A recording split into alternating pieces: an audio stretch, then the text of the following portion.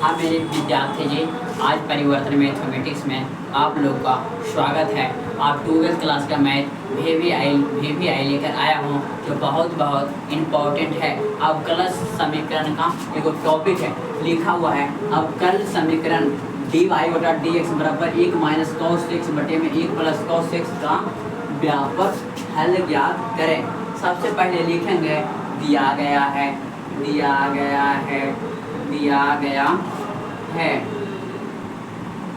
बटा dx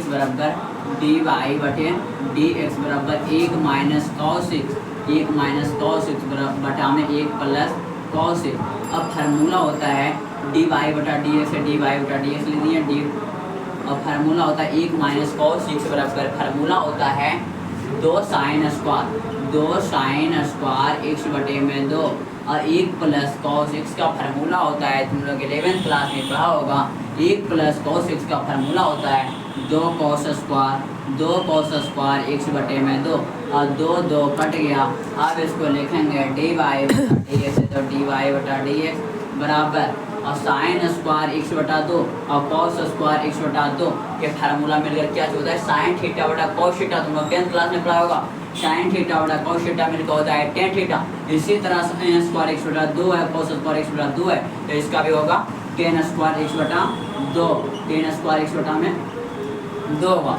और y वाला मान 1 देने कर देते हैं और dx वाला मान 1 देने कर देते हैं तो dy है तो dy लिख दिए।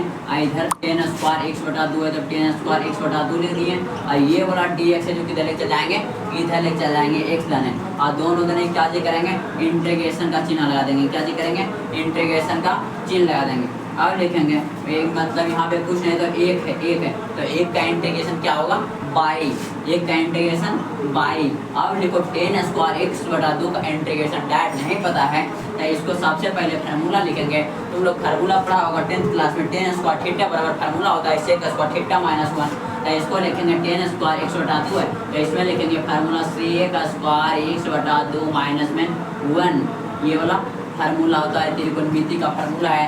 अब इसका आगे लेके चलते हैं, लिखा हुआ है बाई है तो बाई लिख दिए बराबर और sec स्क्वायर x का इंटीग्रेशन इसको सेम लिख देते हैं sec स्क्वायर x बटा 2 माइनस 1 है तो सेम लिख दिए यहाँ पे। और उसके बाद लिखेंगे बाई है तो बाई लिख दिए बराबर sec स्क्वायर x का इंटीग्रेशन होता है tan x बटे में कितना होगा 2। मतलब यहाँ पे कुछ नहीं तो 1 है बटे में कितना हो गया 2 हो गया।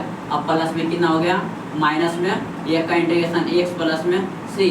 मतलब इसका मतलब x से पहले कुछ नहीं रहता है तो मतलब 1 रहेगा तो 1 लिखेंगे 1 बटा 2 है, यहाँ पे कुछ नहीं तो 1 है तो 1 बटा 2 है तो इसका बटे में 1 बटा 2 लिखा था। इंटीग्रेशन का रूल होता है, इंटीग्रेशन रहता है तो भागा में जाता है, डिफरेंशिएशन रहता है तो गुना में जाता है।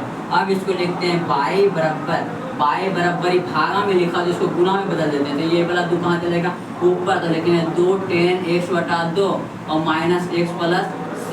ये हो गया मेरा होल आंसर।